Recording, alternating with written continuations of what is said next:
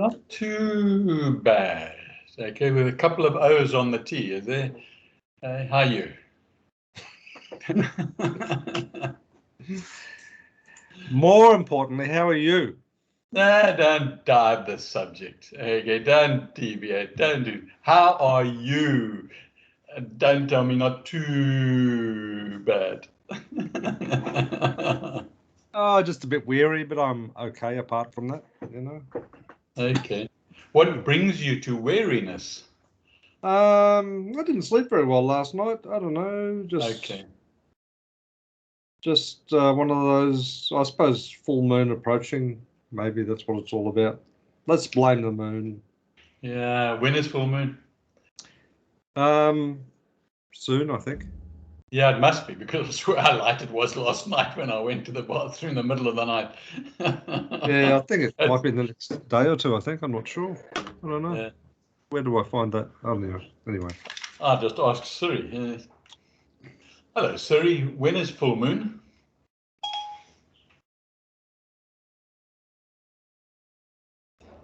The nearest full moon will be at 5 o'clock Australian Western Standard Time on Friday the 19th. That's Okay. 2 days time. There we are. 2 days' time. Well, there you go. Yeah. Let's blame the moon. I don't have any reason to blame anything. You're the one that doesn't feel too bad. Well, now that we've unpacked that, so tell me how you are. I'm fine. Okay. You feeling better? Yes. Oh my goodness. I'm back to my normal self now, and thank God for that. You know, I really thank God for that. I don't mean that glibly either. It it is what it is. I just switched, and it was all okay again. And I love being in this frame of mind that I'm in now. You know. Yeah. And I just want to stay there. You know.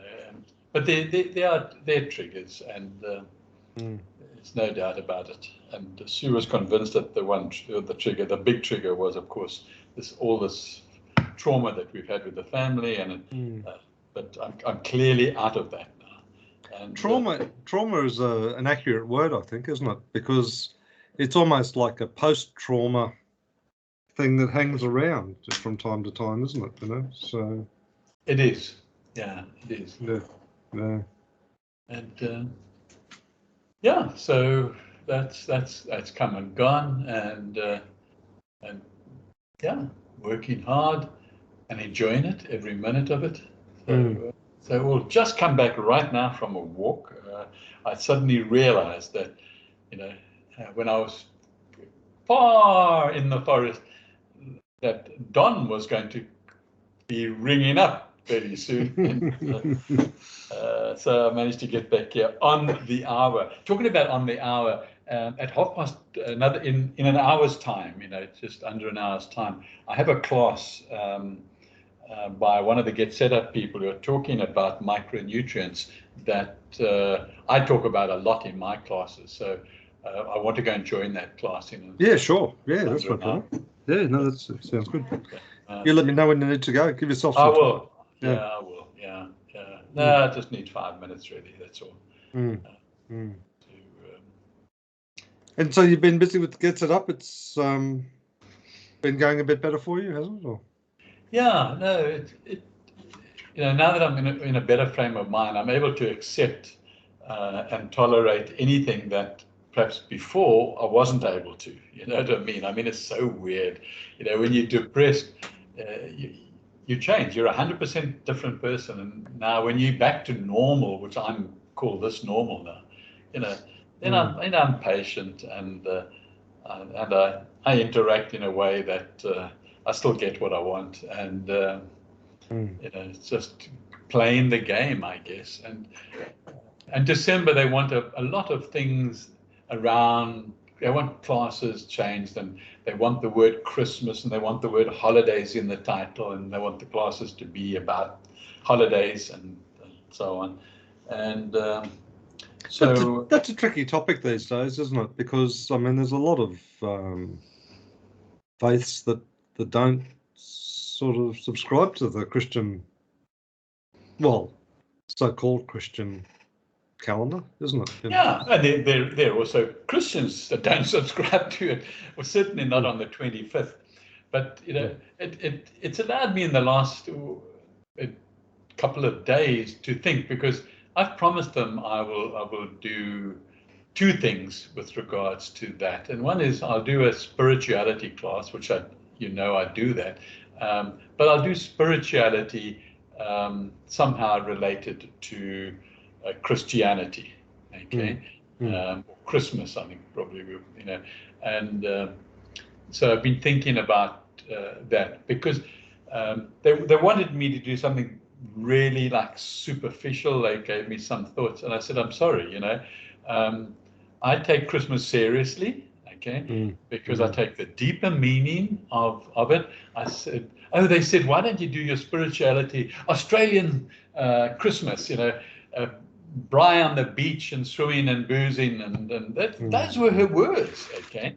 And I said, no, okay? I said, absolutely not. I said, I don't mind doing something that is what it's meant to do, regardless of the legends and the history and of the word Christmas or whatever. I said, to me, it's a chance to just, connect with that deeper inner spiritual meaning of Christ, okay, and thinking about Christ and who Christ was, outside of maybe Jesus, but Jesus the Christ, sure, but that as well, and yeah, I don't mind talking about the history of Christianity and how it's all been fouled up and fabricated and changed and interpreted. I don't mind doing that at one level, but certainly when you talk about Christmas and they talk about a spirituality class, then I want to get into the depths of what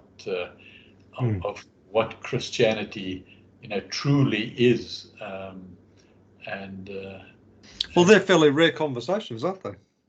They are. They certainly are, and I just feel that I'm happy and willing to do it, to attempt it. Okay, and to have that conversation, and to perhaps I've got to prepare it in some way as well. So prepare the right questions, and but I can probably do that, with minimal amount of research. I've just got to find a flow, something that just rolls for me naturally. Have you ever listened to that talk that Sadhguru gives on Jesus? No, never have. I'll see if I can track it down for you and send you the link. Please, because I can search for it. Is it good? That will help me in this endeavor, would it? Well, I think it adds a different context, in the sense that they, like he sort of says, like Jesus was a bad man, but he was remarkable. Yeah. And the bad man, in the sense that in the day, he was a rebel. He went against a lot of the prevailing opinions in the land. His life was ended abruptly and violently, and all of those sort of things. And and he sort of poses the question about, well, so what do you worship? What are you worshipping about that man? So I sort of thought it was quite thought-provoking, so, which for me goes to the heart of what you've just been talking about. So what is the deeper meaning?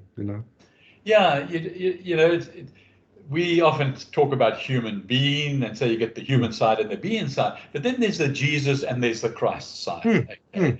And it's really the Christ side that interests me. But let me tell you, the interesting fact is that Moya was a disciple of Jesus. Oh, really? Oh, wow. Yeah. Okay. Yeah. So historically now, in meetings that we've had with him, with Moya, little things come out. Okay, and in some of his books, he doesn't say that in his books, but you know, and when he does talk about it, you know, it's about the deeper spiritual meaning and sort of what was brought to earth at that time. Okay, that was, you know, if you think of what the population was then, they were very similar as they are today. They were sort of like a laid back, consumeristic, sort of self-centered, and you know, bureaucratic governments. Bureaucratic governments, and dictatorships, and it just and so he arrived with an energy, and you know, wherever he, you know, in fact his energy probably covered I'm guessing now, covered the entire planet, but certainly where he was. Okay. And he also, for a reason, you know, he went to Egypt, and he went to see certain people that were in Egypt. Okay. And he also went to India. And so, you know, he had a task. What's written, some of it, I guess, is in the original gospel, but most of it not. Okay. So that's what I want to sort of look into that, and I want to bring it out, and I want it to be a different class in a sense that I don't want people to come up with negativity. Okay. Not in this particular one. You know, with spirituality, we talk about anything and everybody's opinion is fine. Okay. Allow them to bring up books that they recommend to people and what they're reading and so on. But I want to somehow, and I'm sure God will lead me in this one, you know, the unfoldment of it, but we'll see. So that's one. And then on the spiritual, I did also offer, which they accepted, because they wanted me to do really ridiculous things. So I had to come up with my own suggestions, because they wanted at least 4 Christmas classes from each guide. Okay, here in Western Australia, in Australia, sorry, and they apparently, I would imagine in India too. They have nothing to do with America. Or North America, and so I said I would, because I know quite a lot. I would do the legend, the I forgot the word there, but it's certainly the Christmas legends. Okay, that's where everything can go into it, because you know how it all evolved. You know, 1930 something. You know, that's when Christmas was born. Okay. Well, you did a lot of that research for Alatra, I think, didn't you? You know, yeah, I think I did. Yeah, and so, you know, it was Coca-Cola that launched Father Christmas. Okay, and then prior to that, you know, it was a Saint Nicholas, and and then prior to people, although there were very minute sects that did sort of celebrate historically going back a long time, but generally Christians never celebrated something called Christmas. Okay, they would celebrate the winter solstice at the same time, which had nothing to do with Christianity. No, that's right. It was fine. So, you know, it was all thrown together, and then it takes individuals like you and me to suddenly decide, hey, come on, now we're onto something. Okay. So let's do it. Okay. And so they start celebrating, and ministers start bringing more people into their church because they've got this weird and wonderful idea. And so I don't mind that as a separate class, you know, looking at that sort of legend. And but I don't know. You say I did it for Alatra. Did I remember doing it once, but I didn't know. Yeah, I thought it was for the English group. Okay. Oh, you mean one of those presentations? Yeah. Okay. Yeah. That would have been very superficial. Yeah, that I agree. Are you doing something still with them, or are you? No, they seem to. Well, I think they meet like on Wednesday evenings or whatever their time. Oh, I see. it's because I normally wake up on Thursday and there's quite a lot of dialogue in Skype, of questions that have been posed and different presentations and things like that. So. Oh, I see. Okay. Yeah. Yeah. I keep in touch with her every now and again, like once a month. I have a little chat on Skype with her just to see how things are going. And yeah, and I think we both appreciate it, I think. But we don't actually Skype each other. We just a few sentences on Skype. So yeah, so let's get set up. Yeah, that's Christmas. Good. That's good. Yeah, yeah. Then I'm doing two other classes. One is gifting greens and how to propagate your own gifts from indoor plants and things like that. Put them in pretty pots, and so I'm going to do that as well. That sounds good. Yeah, yeah. I did a little bit more homework too, just to change the topic slightly on the metaverse. Yes. Just to try and get a better understanding of where it's sort of heading. And I was sort of forming up a bit of a view that like this has been in the works for a long time.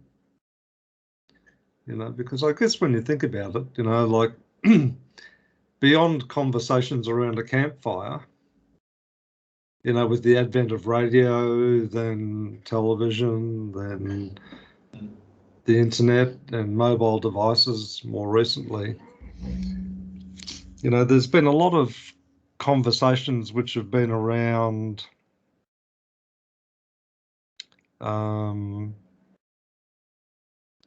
dimensions outside of reality, if I can use that term, outside of what's unfolding around us in this 3 dimensions, Yeah, yeah. And that sort of has come, I think it's been a long time coming. It's not something that's just happening now or with the advent of Facebook. I mean, Facebook has probably supercharged it, as social media generally has. And the next development of it appears to be, trying to merge the online world with, the 3-dimensional world. And at the same time is launching a cryptocurrency as well as part of that. Okay. I think it's called a DEIM coin, which is going to be a currency that he's predicting is going to be have a market capitalization of trillions of dollars, trillions of US dollars. So, and apparently, it's going to have its own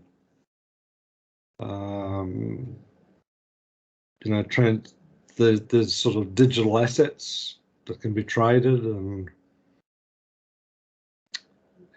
people assign value to and that sort of stuff as well. So yeah, very much sort of taking down that sort of virtual world in a whole range of different senses, that is starting to roll out in many respects.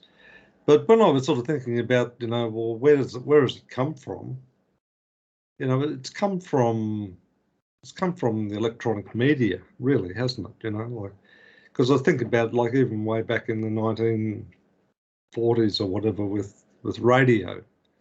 Like there was, like some of those programs, like War of the Worlds, which is a real sort of fantasy type sci-fi, radio program.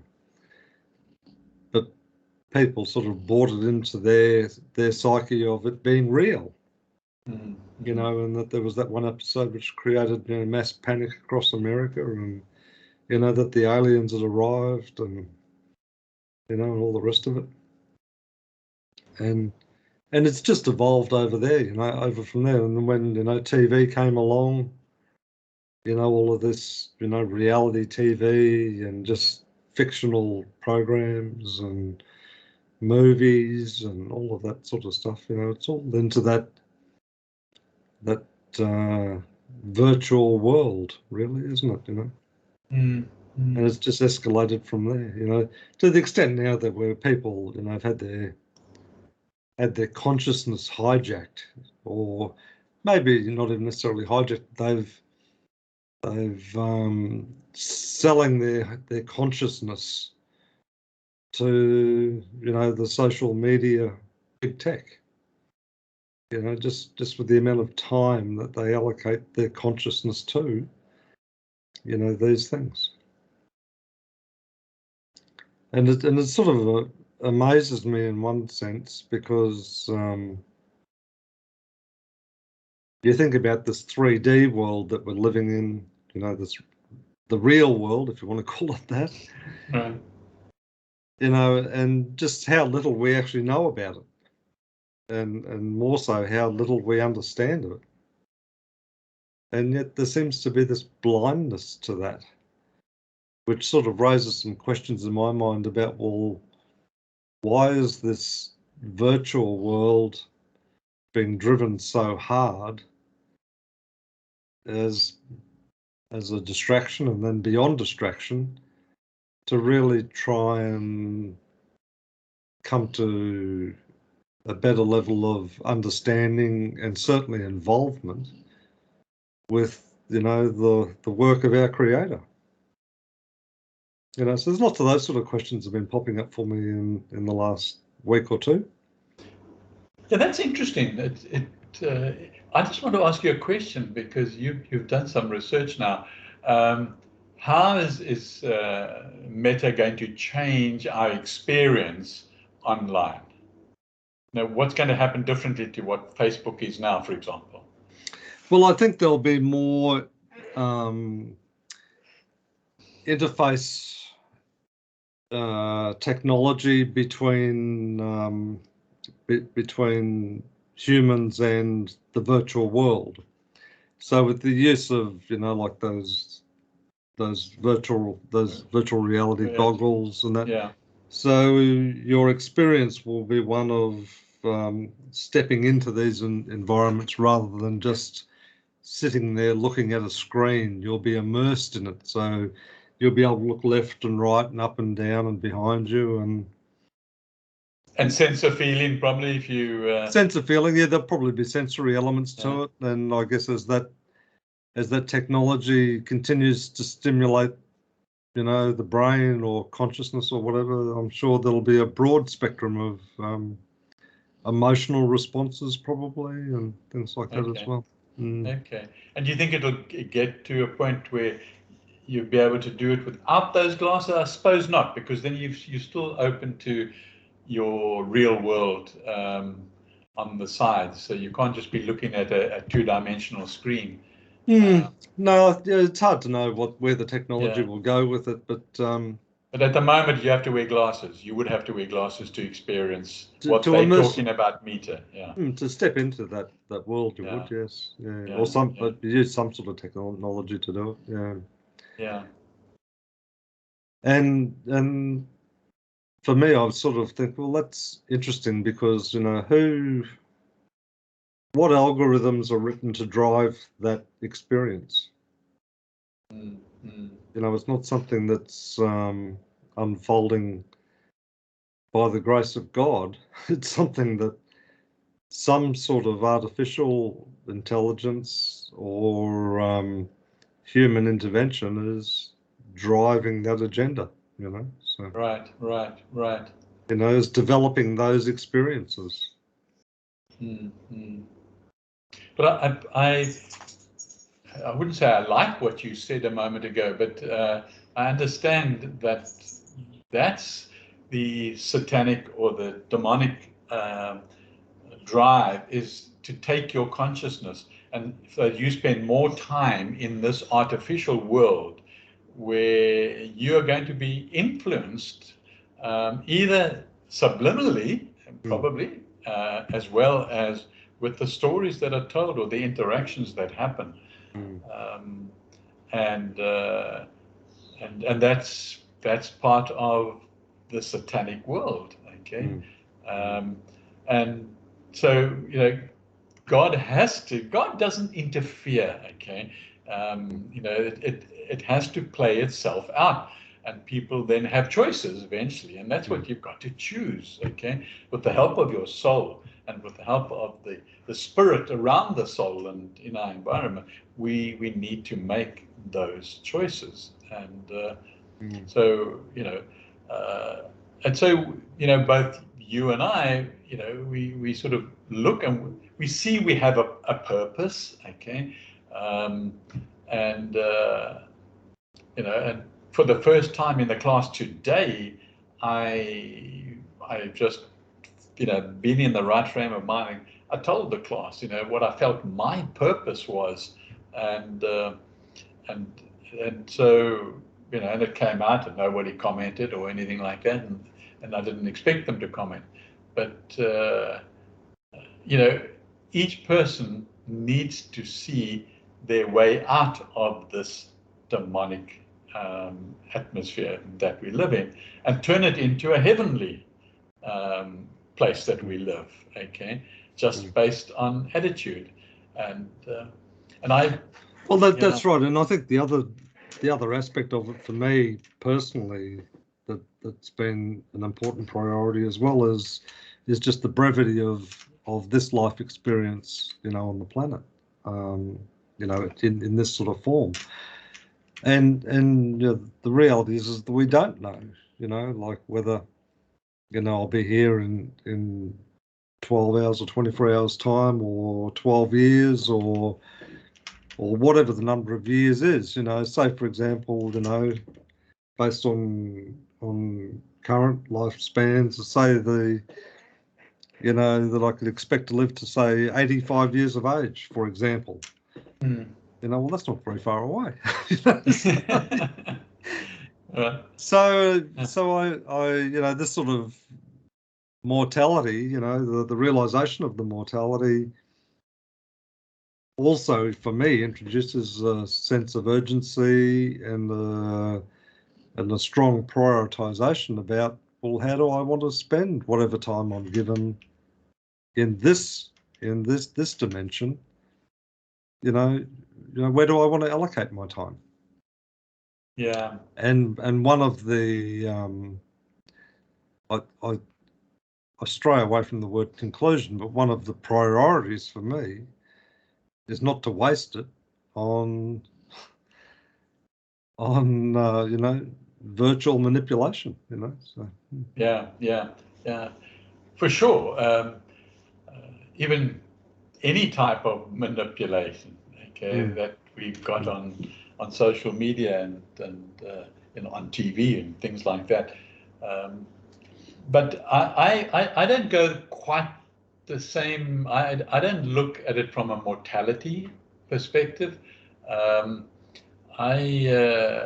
Because for me there actually isn't something like mortality, and that's just where I'm at. I understand the eternity concept, that my consciousness is going to be there regardless, and so what's important to me is the same as you, okay, but just for a different reason. I feel that one needs to, in our age, age being senior citizens, okay, to be able to share awareness out there, of just an aspect of something that would be fulfilling in what could be termed as a spiritual, or maybe a Lycra's creative society type thing, okay.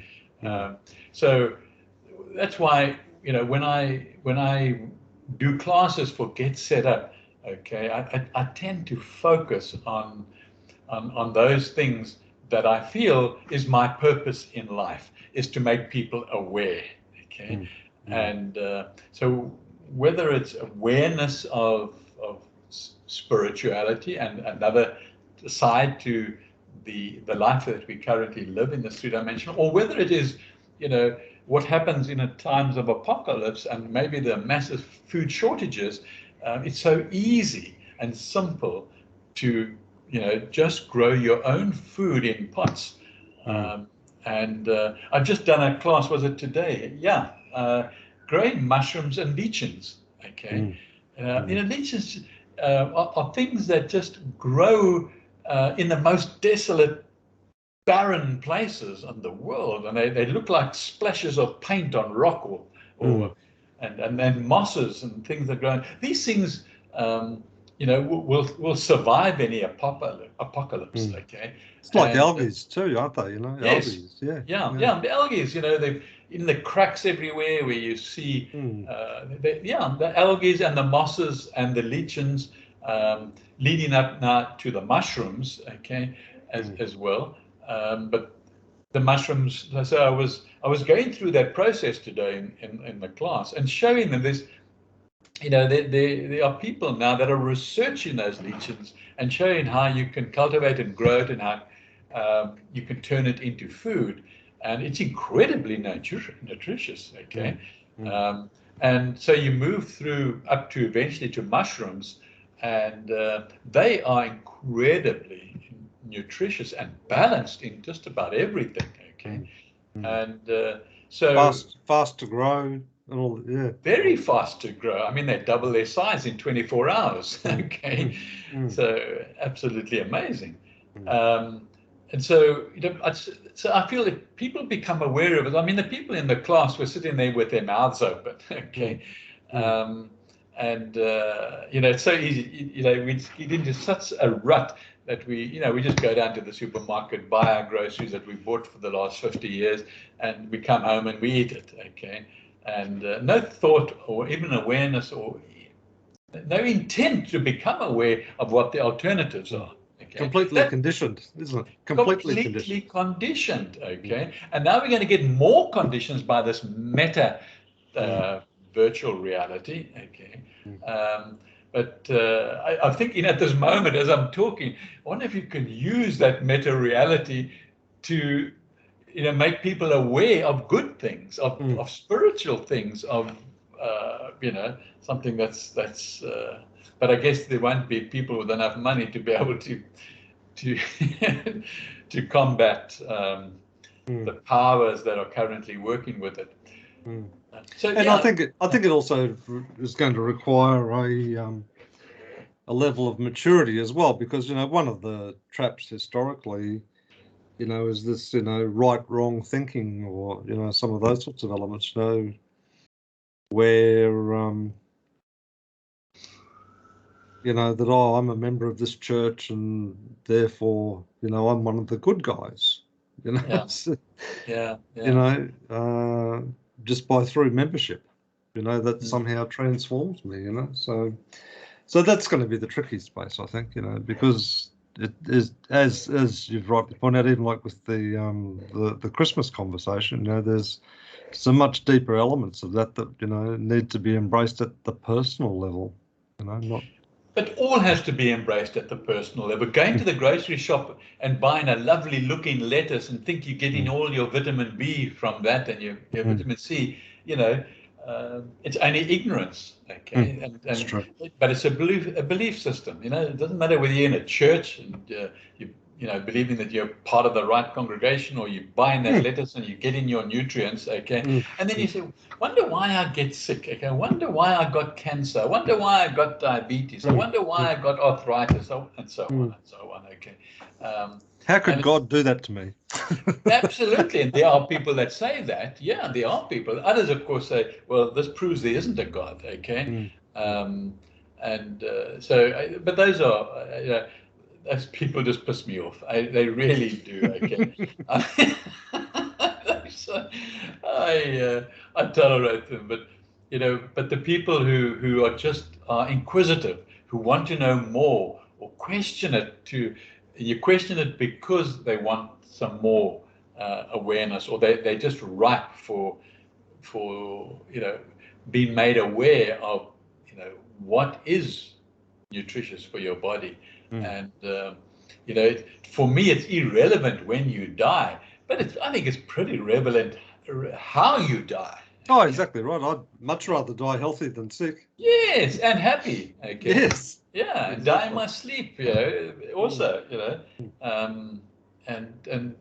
so we've been given this body. It certainly encases our soul, which is the divine spark from God, and so now let's keep it healthy. Okay. And even that's one of those sort of conditioning, isn't it? That the end of your life comes as a result of illness. It's something that happens to you, through sickness or whatever, where Yes, through degradation of your organs. Okay. And so they get older and older and older. And again, people have a belief system that is natural. Okay. And yet we know for a fact that there have been people that lived for 800 years, many people, but certainly a couple of hundred thousands of years in some cases, yeah. Yeah, yeah. And perhaps still are. Yeah, I'm sure they are. I'm sure they are.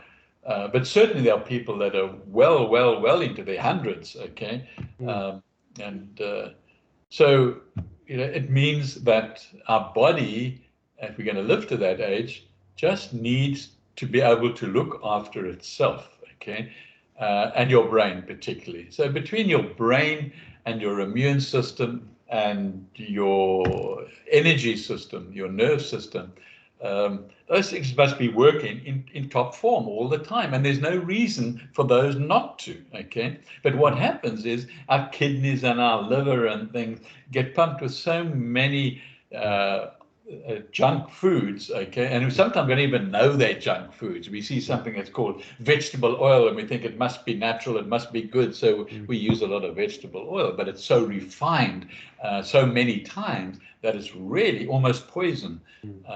Highly processed, yeah. Yeah, highly processed, yeah. So people just need to be aware of that, and and avoid those sort of things, but they need to be made aware. Okay, but the point is, it's like the apocalypse I spoke about earlier. People, when they have a disaster in their life, okay, they don't think about, I'm all right, I'm healthy, and then tomorrow, hey, the doctor says I've got cancer. Okay, and I've got a few months to live, and now it's all panic. Now it's a matter of, how do I eat properly? What do I do? Where do I get the right foods? Okay. Before that, it was about me and my possessions. Okay. Exactly. As it was at the time of Jesus, no doubt. It was just me and my life. Okay. What's all this junk you're talking about? Love your neighbor and all that. That's like weird. Okay. So I feel that we're on purpose, and whatever we're doing, needs to stay on purpose. Okay? Yeah, no, absolutely. Yeah. And that's how we started. We started a website, and we started a YouTube, and we've been talking consciously to keep each other really in that right, rather than the left channel. Yeah. So, yeah. And it's probably also an element of, through that awareness, an element of courage as well, like silly little thing, I was sort of thinking this morning, because, I walk Bella early in the morning, like we're normally out of here, about 4:30, 4:45 at the latest. And we walk about a 5-kilometre path.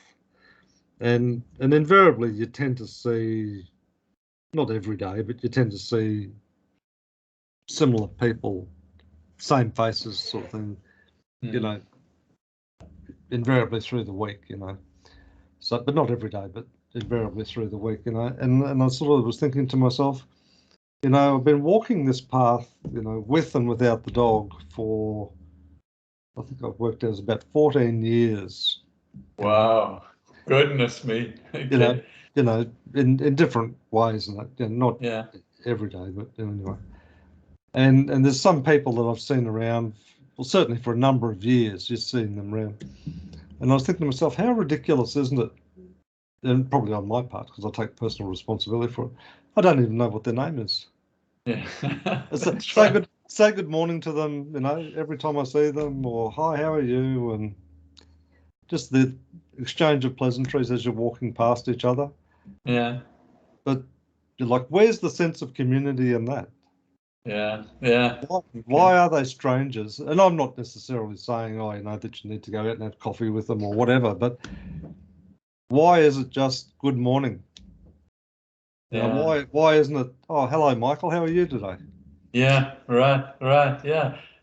How's your wife? You said she Hmm. wasn't well. Hmm. Yeah, yeah. Yeah, yeah. Um, Mm. but it doesn't happen, and so we're now going to go to a meta environment, and we can now meet the people and ask them how they are, and they Yeah. can tell us people we probably don't even know, or maybe they are our friends. I don't know. Mm. Maybe that's the way we're going to meet them, Mm. is through that sort of environment. Mm. Through Um, the filter of a keyboard. Mm. yeah, Mm. yeah, And the yeah, video camera. Yeah. yeah, yeah. Uh, so, It's an interesting age in which we are living. It certainly is. There's some interesting forces at work there that it's sort of and as an aside to that, and more in the context of what are the Zuckerbergs and the Musks and those sort of people doing? Like what are they talking about? Well, obviously, Zuckerberg's very much everything about Meta at the moment because he can see, a bright future for himself down that path. And interestingly, sort of kind of in contrast, you look at Elon Musk and of recent times, all he's talking about is aliens, okay. and because he's sort of saying, that an important part of human evolution is to step off this planet and populate other planets. He says that's a natural part of evolution, is doing that, and Yeah. and therefore that's why that's an important priority. In terms of where he's investing money and the sort of projects that he's turned his attention to and that sort of thing is helping take those steps off the planet.